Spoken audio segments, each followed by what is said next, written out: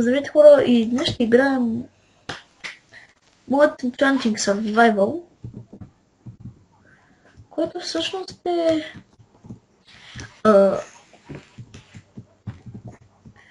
трябва да енчантнем колкото повече можем неща. Това е Enchanting Survival. И без това ще правим някакви штуки, просто за кеф, защото е готино. И сега ще видите как се прави. И това не е нещо като център. Няма какво да става, но аз ще бъде къща, но беше бързо. Е това, мисля да ми е бъдещата къща, но което съм направил ще го разруша, но което това нещо ще се построи къщичка. Това ще е готина. Това ми е автоматичната печка, която ще бъде вече готова е.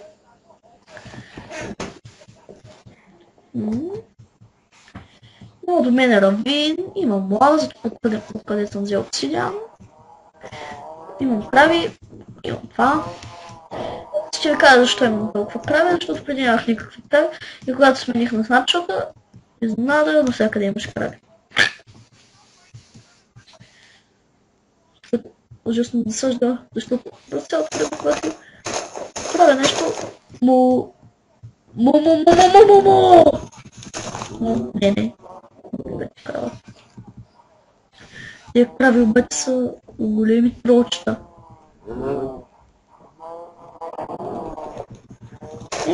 Не си тръгвай, не трябва да ти направя, ще убия. Защо по дяволите не може да се прави? Да, мисля този епизод да е кратичък, но също ще са по-дългички. Просто искам да ви обясня какво ще е и просто да се полигавя малко, но видите ще правя нещо, може и в тях да се легавя. Зависи, защото искам да те убия.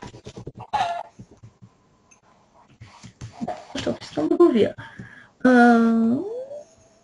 Просто защото не знам. Така, не знам хора. Довиждане. Хора, да. Не падай. После. Да. Ами хора, мисля. Свършва. Не, ще бъде. Не, всъщност. Къде да знаете? Всъщност може да свършиш точно сега! Хванах ли се? Не, защото няма да свършиш сега. Няма да се отървете от мен. Няма. Никак няма. Да подарва. Да. Какво друго да кажа?